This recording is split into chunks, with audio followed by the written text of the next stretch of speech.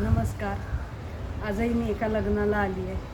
छान आपण जेव्हा तयार होतो ना त्यावेळेला आपण रंगसंगतीचा फार विचार करतो आणि मग कुठच्याही कार्याला जाताना आपण सगळ्यात अगोदर नाही असलेला जो रंग असतो ना तो काळा असतो.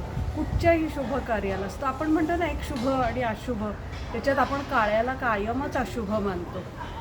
संक्रांतीला आपल्या महाराष्ट्रात मात्र ती एक पद्धत आहे काळ्या रंगाचं महत्त्व. पण फक्त संक्रांतीला अय्यप्पाच्या देवळात जातात तिथेही काळ्याचं महत्त्व आहे. पण बाकी मात्र कुठच्याही याच्यात शुभ म्हणून मानत नाहीत काळ्या रंगाला. का बरं? तोही एक नैसर्गिक रंग आहे ना. जसा आकाशाचा रंग निळा आहे, झाडांचा रंग हिरवा आहे, तसंच पांढरं आणि काळं ह्याही दोन्ही बाजू आहेत. स्वभावाच्या असतील, निसर्गाच्या असतील. मग आपण काळ्यालाच का बरं अशुभ मानतो? आणि प्रत्येक केवळ एका रंगाबद्दलच नाही, काही आकडेसुद्धा आपल्यासाठी अशुभ असतात. 3 तिघाडा काम बिघाडा असं म्हणतात. 3 आकडा योग्य नाही. 13 तर फारच वाईट आकडा आहे सगळ्यांच्याच दृष्टीने. अगदी फ्रायडे द 13th हा तर वर्स्ट डेट आहे. डे अँड डेट अशा तऱ्हेची आपल्या काही एक संकल्पना पूर्वापारपासून चालत आलेल्या आहेत की हे शुभ ते अशुभ. जसं मांजर आडवी गेली की शुभ नाही, ते योग्य नाही, 4 पावलं मागे जा, किंवा ते काम होत नाही ते रहित करा, पुढे ढकला, अशा तऱ्हेची आपली एक संकल्पना असते. का बरं? फक्त मांजरच आडवी गेल्यावर काम होत नाही असं का?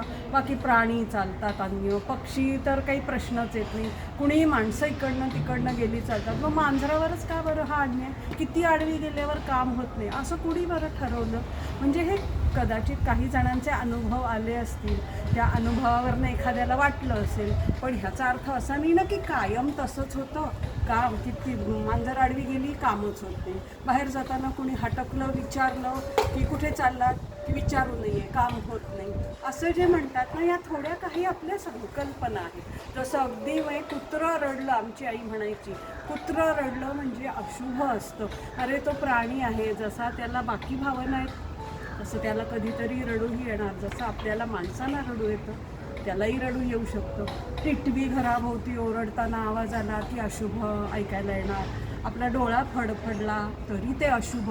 अशा अनेक आपल्या कल्पना आहेत ज्या अशुभ आणि शुभ या सगळ्याशी रिलेटेड आहेत. पण प्रत्येक वेळेला मला असं वाटतं आपण हा कुठेतरी विचार करायला पाहिजे की खरंच हे आहे का असं अशुभ, किंवा असं हे आहे का शुभ? का केवळ आपण आत्तापर्यंत सगळं आपण ऐकत आलो आहे त्याच्यावर आधारित आपण आपलं मत बनवतो आहे? अगदी मी काळ्या रंगाचं सांगते. आज मी लग्नाला आले ना, माझी खूप इच्छा होती काळी साडी नेसावी.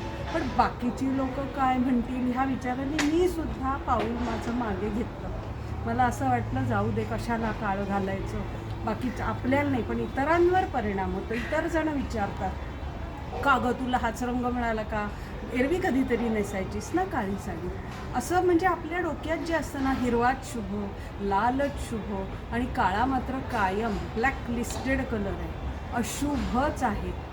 जसं काही लोकांचं दर्शनसुद्धा म्हणतो आपण अशुभ असतं, आपल्या अनुभवांवर आधारित असतं. तर असं काही नसतं बरं का. ते सगळ्यांना मला वाटतं आपल्याच मनाचे खेळ आहेत आणि ते आपण कुठेतरी आता हळूहळू, ठीक आहे पूर्वीच एवढं शिक्षण नव्हतं, प्रगत समाज नव्हता, पण आता जेव्हा आपल्याकडे शिक्षण वाढलं आहे, आपली विचार करण्याची पद्धतही आपण मला वाटतं थोडी त्यानुसार बदलली पाहिजे आणि शुभ अशुभ हे संकल्पना थोड्या बदलल्या पाहिजेत असं मला वाटतं. बघा मंडळी, विचार करा काय वाटतं आहे तुम्हाला. नक्की माझ्या व्हिडिओवर रिॲक्ट करा. मला आवडतील तुमच्या रिॲक्शन्स ऐकायला. धन्यवाद.